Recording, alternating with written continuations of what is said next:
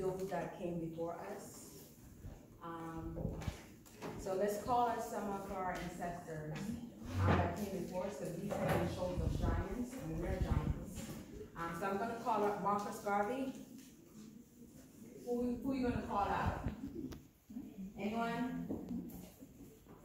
Maybe your grandfather, maybe your grandma, somebody that means something to you, because we stand, maybe the leader of the country.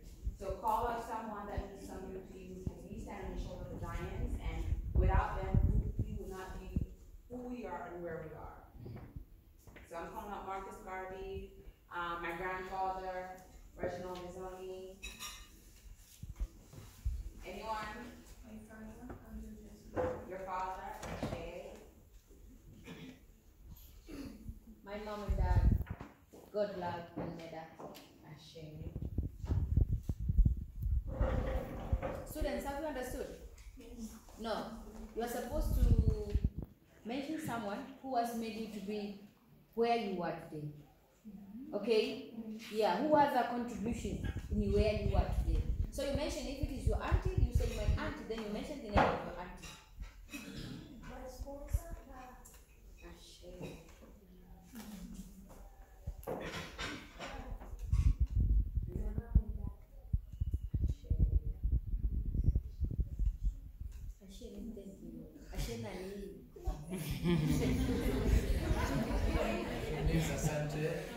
Yes.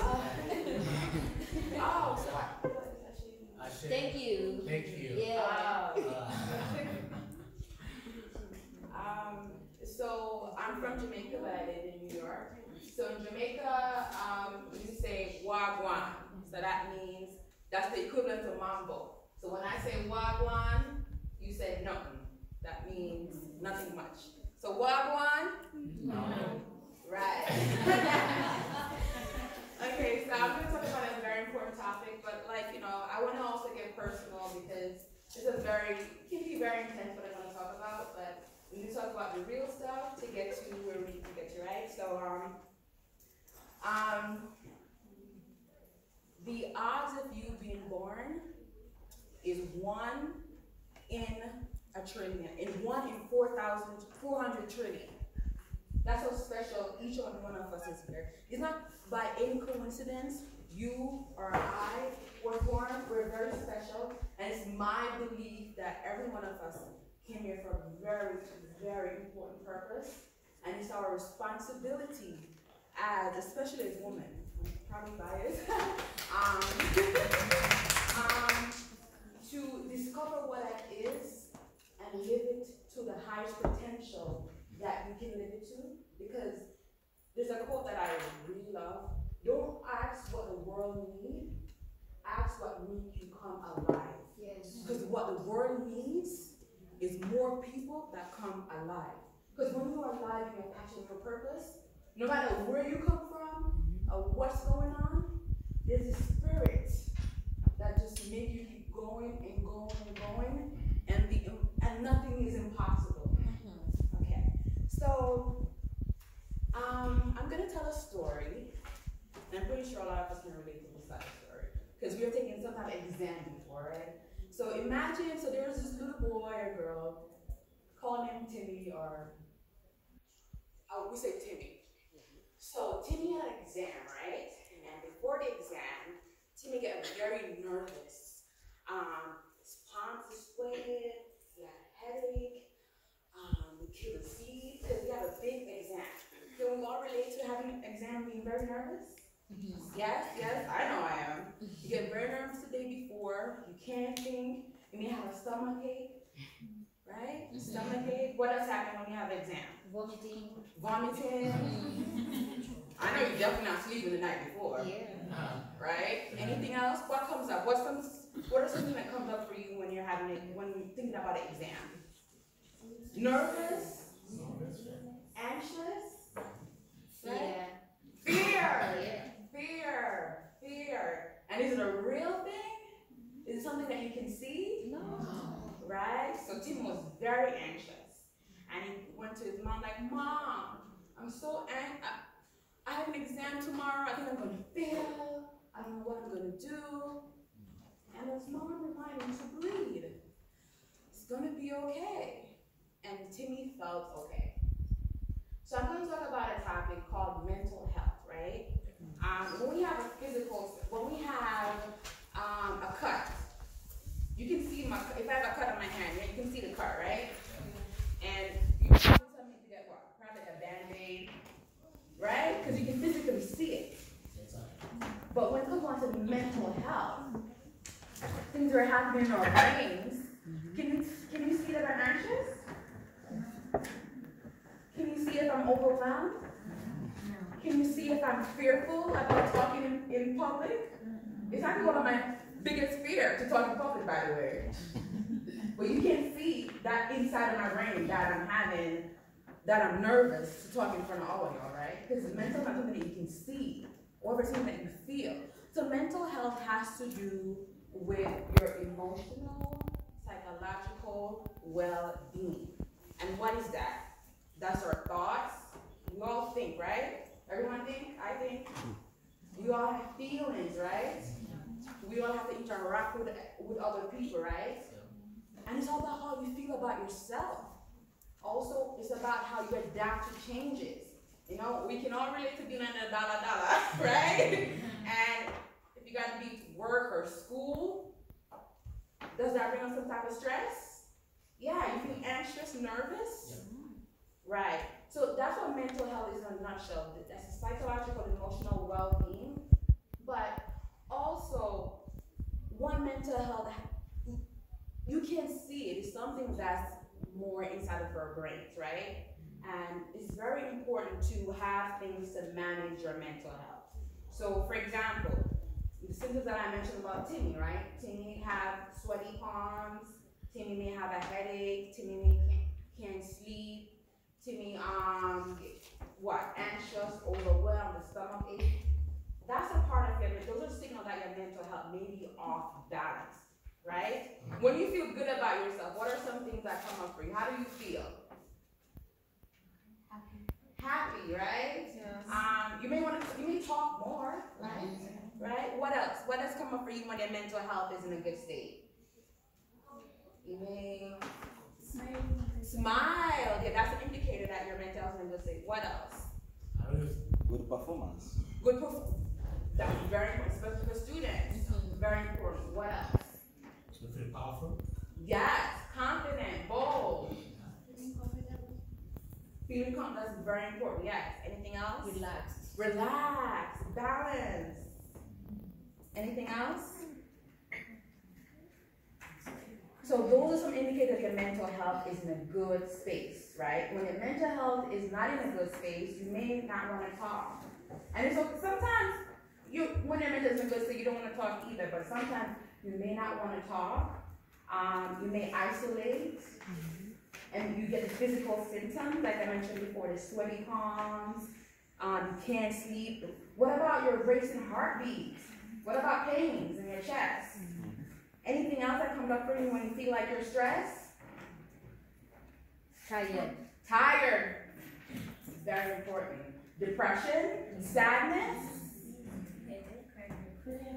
dizzy. Very true. Anything else? Illness. Very true. Thank you for saying that. I want to get into, there's 3 ways the body gets stressed out. We all can know when the body gets physically, right? Because when you get physical stressed out, you have a cold, right? You may have a cold. It may look like an injury, an accident. That's one way the body gets physically stressed. The second way the body gets physically stressed is when it's a chemical stress. A chemical stress, that may look like a flu, bacteria, unbalancing your blood sugar. And the third way, which I'm obsessed with, the mental health part, the emotional part of the body gets stressed, is the emotional part of the body gets stressed, but this is the fear of induced situations, perceived pressure, what it has to do with work, school, family, finance. So let's get into what that looks like. So emotionally, for example, if you grow up in a community where it's hard to there's no food, it's hard to have food, that's going to stress you out. right? Because you're not getting food. And imagine 10 years later, you know, you went to college, you have a good job, and you know, you're able to afford food, but still, because you grew up in a space where it was hard for you to get food, you're gonna maybe have fear around not having enough food, even when you have enough food. So that fear never leaves unless you have things in place to help you to manage your mental health properly. So what are some things that we do to manage our mental health, our internal state?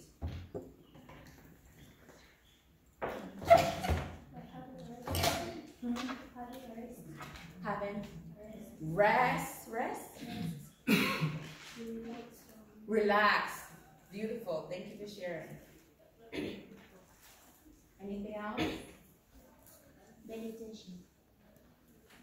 Yes, perfect. Thank you for sharing. Amazing.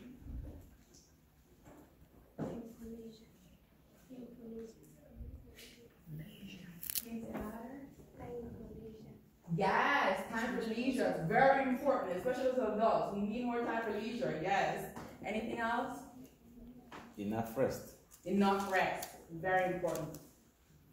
Thank you for sharing that. So I'm going to get into my story and how I know something was going on with my mental health. So I was the first in my family to finish college. I'm at the point right now, I'm studying for my PhD. I'm a doctor in the making. I'm not a doctor yet. Congratulations. Thank you. Yeah. I have my own business, right? What else? I travel. I have friends in my life. But yet, on the outside, everything was great, right?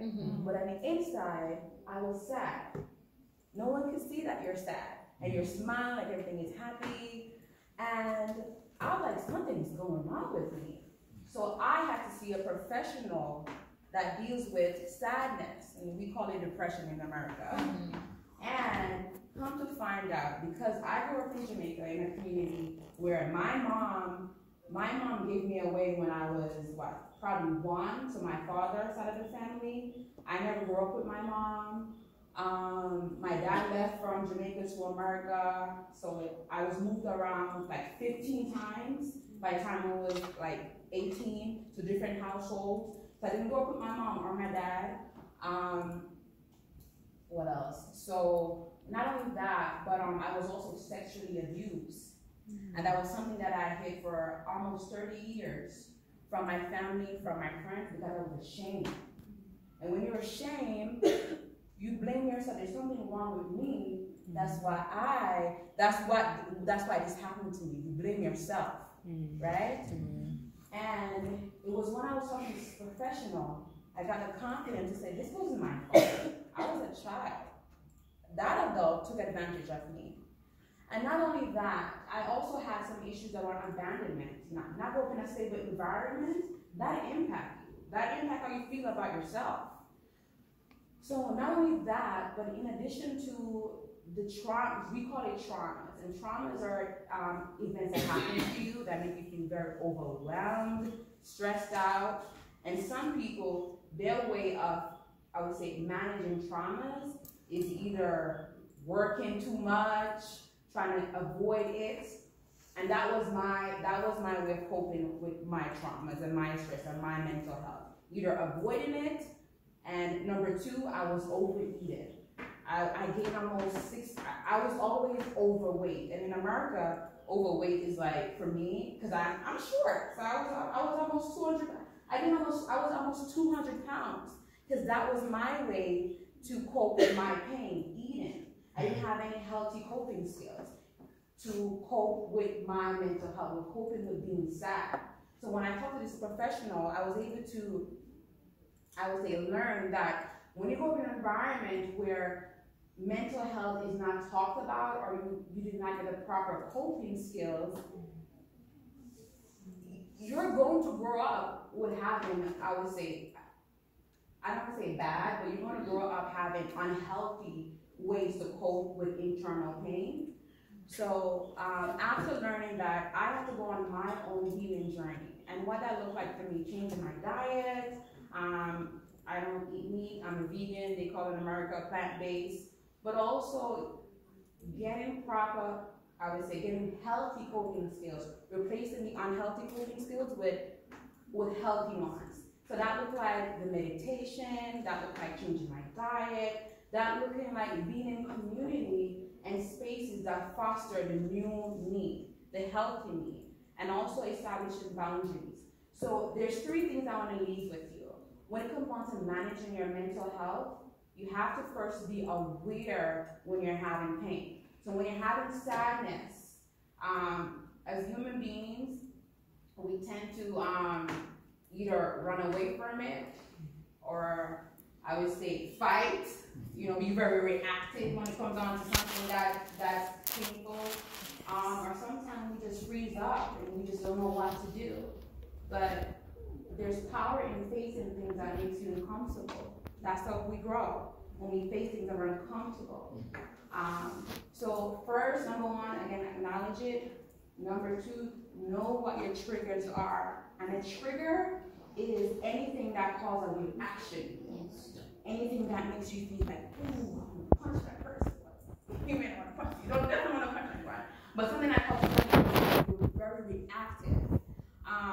It could be a place. Like for me, one of my triggers is crowds. If it's too many people, I was like, I gotta get out of here. So know what your triggers are. Know what things that cause a reaction inside you. Number 3, develop a holistic system for your life. What is holistic? Holistic has to do with mind, body, and spirit. When it comes down to your body, exercise, running, going for a walk. What else do we do in Tanzania to be active? What's something physical we do here? Jogging. Huh? Jogging. Jogging. Jogging, yes. Physical exercise. Physical exercise. So that's a couple ways you can manage your physical body. When it comes on to your mind, what are some things we do to manage our mind? For example, what I do to manage my mind is meditation, yoga, breathing. There's power in breath. There's no life without breathing, right? Anything. What else do we do to manage our minds? Even writing in your journal, that's very therapeutic to write. Reading. Sometimes maybe watching movies or listening to music. Perfect. And number 3 is spirit. Because we're physical being we're a spiritual being having this physical experience. So for me, what spiritual activities look like, it can look like praying. It can look like affirmations. It can look like giving gratitude. I'm so thankful for this opportunity to speak to each and every one of you. That's gratitude. I mean, also it may look like just nature, connecting with something bigger than yourself. So again, 3, take care of the whole person, the whole you. And once you're able to have a concrete system of taking care of yourself, nothing is impossible. But you have to get grounded in taking care of yourself, especially as girls, as women, and sometimes saying no is another big thing that we need to learn to do. Say no, and having time for yourself, because if you work from an empty cup, you're gonna get burned out. 90% of disease is linked to stress. Not something that you can see, but something that's happening inside of your body. Attacking you Every day. Yeah. And the stress, again, as I mentioned, we don't know about physical stress, but the emotional stress, the chemical stress that's impacting us is causing disease. I had a disease because I was not taking care of myself. I was pre-diabetic, I had ovarian cyst, and it was by me implementing a holistic lifestyle that got rid of the disease naturally, without any medication. So we're at a very young age to start learning how to develop a system for your life. a system for your life and what makes you feel whole. I want to leave with one of my favorite quotes, and you can also ask me questions because I know it's a very probably new topic. From one of my role models, it says, "Be thankful for what you have. You will end up having more. If you concentrate on what you don't have, you will never have enough." And that's by Oprah. And she also comes from a very, very rough upbringing. And look like where she's at now. And we all can be whatever we want to be. The sky is beyond the limit. So any questions, because I know it's a very new topic and I can talk for days about it, but I just want to introduce mental health and self-care, the importance of taking care of yourself, because my business name is Holistic Living Project, and the idea behind that is I am the greatest project I will ever work on. So that's my spiel. Any questions? I think, Natasha, thank you so much for sharing this experience. Thank You know, in addition to that, I think in running these ventures, running your dreams, if you are not well in mentality, actually you lose point and you definitely lose hope. Right. And I think it is so much important for us to understand ourselves and how we can be able to shape our mind. Yesterday, I managed participants here that we always facing pain regarding the challenges that we are always facing this, but we need to win pain and not pain winning us. Exactly. We need to win pain and not pain winning us, because what we are always searching for is for transformation, transforming people that surrounding you, and that's our job.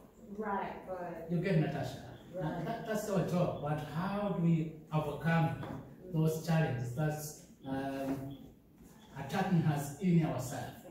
Right. You get it? Right. That's powerful. There's a quote that says, if there's no enemy within, then the enemy outside can do no harm. Absolutely. So sometimes we're our own enemies. And I want to leave with one quick exercise, how to handle emotional pain.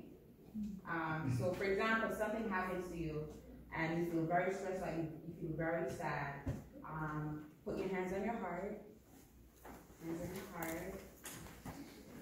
And you want to acknowledge this is a moment of suffering, and you can say this to yourself. This is a moment of suffering. Suffering is part of life. So he acknowledges suffering. And then the second step is, may I have compassion for myself? May I give myself the compassion that I need, the kindness that I need? Because when you're going through those pain, sometimes you just need to lay down, breathe, relax. But it's important to say, suffering is just a part of life. You can't avoid suffering. But acknowledge suffering and say to myself again, may I give myself the compassion that I need.